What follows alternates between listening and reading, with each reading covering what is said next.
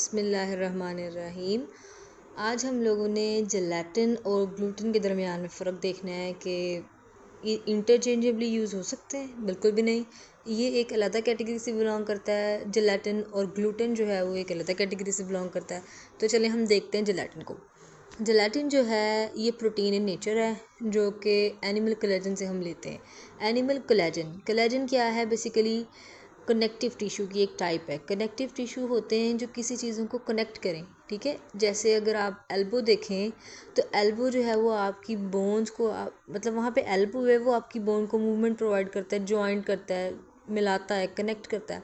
इस तरह वो टिश्यूज़ जो आपकी चीज़ों को कनेक्ट करते हैं, आपकी बॉडी की चीज़ों को कनेक्ट करते हैं, उनको हम कनेक्टिव टिश्यू कहते हैं। और कनेक्टिव टिश्यू की एक टाइप है हमारे पास कोलेजन। तो ये जो है हम कहाँ से लेते हैं कोलेजन? एनिमल कोलेजन, यानी कि एनिमल से लेते हैं कोलेजन। और एनिमल की कहाँ से लेते हैं? From the skin and bones of cows. हम लोगों की इसकी स्किन और बोन्स। वैसे हमारे पास इसका जो मेन सोर्स है और चीप सोर्स है वो पिग है, ठीक है। हमें वैसे पिग का लफ्ज़ इस्तेमाल नहीं करना चाहिए, ना उन्हें देखना चाहिए, क्योंकि ये आपको पता है कि ये हराम है। तो ये बात है कि ये उसका सबसे अच्छा सोर्स पिग ही है।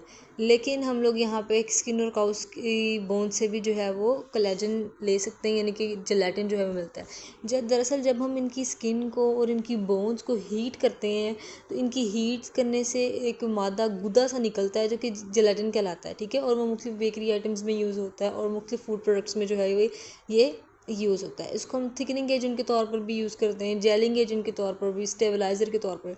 स्टेबलाइज़र होता है इमल्सिफायर। इमल्सिफायर क्या होता है कि जब आपने दो ऐसे लिक्विड लिए हैं जिनका आपने सोल्यूशन बनाया है जो कि ऑपोजिट इन नेचर है, एक पोलर है और एक नॉन पोलर है। जब आप उनका सोल्यूशन बनाएंगे, उनको स्टेबलाइज करने के लिए आपको कोई चीज़ चाहिए तो तो आप यूज़ करेंगे स्टेबलाइज़र, ठीक है। जैसे आप जब भी आप किसी नॉन पोलर और पोलर चीज़ का, जैसे वाटर और ऑयल ले लें, जब आपने इनका सोल्यूशन बनाना है तो ज़ाहिर सी बात है मुश्किल है, ये आपस में जो है इनकी इंटरेक्शन डेवलप नहीं होगी।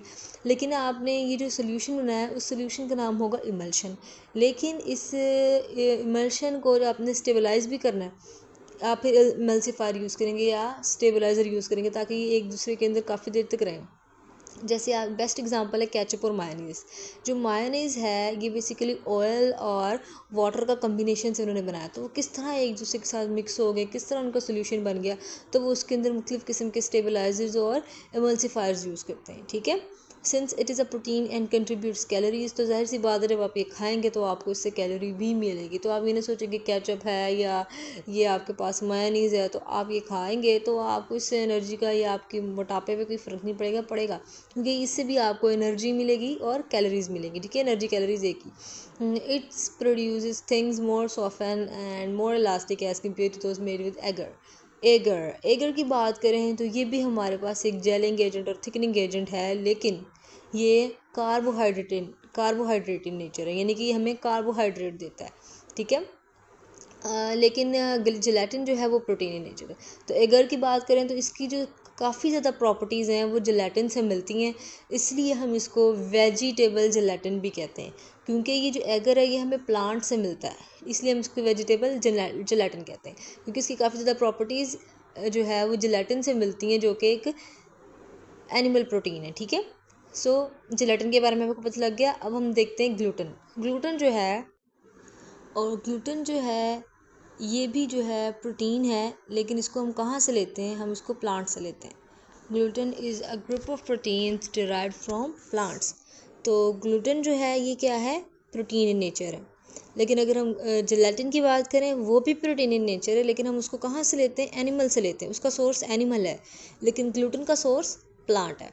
और अगर हम एगर की बात करें, एगर भी थिकनिंग एजेंट के तौर पर यूज़ होता है। इसकी काफ़ी ज़्यादा प्रॉपर्टीज़ जो हैं वो जेलेटिन से मिलती हैं, लेकिन एगर जो है वो क्या है? कार्बोहाइड्रेट इन नेचर है, हमें उससे कार्बोहाइड्रेट मिलती है। ग्लूटेन से हमें प्रोटीन मिलती है और जेलेटिन से भी हमें प्रोटीन मिलती है।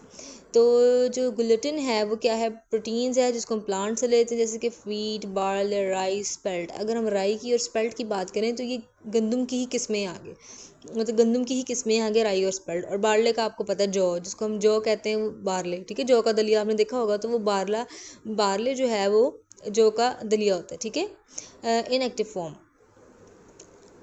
इनएक्टिव फॉर्म की अगर हम बात करें तो अगर हम आटा ले लें, अगर हम आप सिंपल गंदम का आटा लेते हैं तो उसके अंदर ग्लूटेन पाया जाता है, लेकिन वो जो ग्लूटेन है वो अपनी इनएक्टिव फॉर्म में होता है। उसके अंदर ग्लूटेन मौजूद है लेकिन वो अपनी इनएक्टिव फॉर्म में, जैसे हम उसके अंदर पानी डालेंगे और तो फिर उसका टेक्सचर जो है वो चेंज होना शुरू हो जाएगा, इलास्टिक होगा, उसकी डो बनती जाएगी और आप देखेंगे कि किस तरह जो है वो राइज होता है और अपनी शेप को मेंटेन करता है।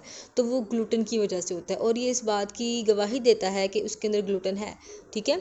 तो लेकिन अगर हम बात करें ग्लूटेन फ्री चीज़ों की कि वो क्यों यूज़ करते हैं, बेसिकली ग्लूटेन जो है वो कभी कभी किसी के अंदर जो है वो एक डिज़ीज़ कॉज कर देती है जिसको हम सीलिएक डिज़ीज़ कहते हैं। इस डिज़ीज़ के अंदर auto immune function he on हो जाता है कि जब भी ग्लूटेन आता है हमारी इंटेस्टाइन जो है ना वो बर्दाश्त नहीं कर पाती कि है ये ग्लूटेन यहाँ क्यों आ गया है।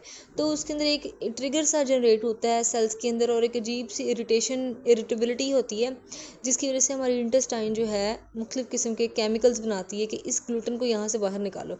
ये एक इम्यून डिसऑर्डर है कि खुद ब खुद हमारी बॉडी जो है वो इसके ख़िलाफ़ चीज़ें बनानी शुरू करती हैं कि और उसकी फंक्शनिंग ख़राब हो जाती है इंटेस्टाइन की, और उसके अंदर जो हमारी वेन्स हैं वो ख़राब होना शुरू हो जाती है। यानी कि ग्लूटेन जैसे ही इंटेस्टाइन में आता है तो इंटेस्टाइन जो है ना वो आउट ऑफ कंट्रोल हो जाती है, उसको समझ नहीं आती कि वो क्या करे, जिसकी वजह से उसकी फंक्शनिंग ख़राब हो जाती है और वो एक इरिटेट हो जाती है, उसको ग्लूटेन पसंद नहीं आता। ठीक है। तो इन कुछ लोगों को इसलिए इरिटेशन होती है इस ग्लूटेन वाली चीज़ों से, इसलिए वो ग्लूटेन वाली चीज़ें नहीं खाते।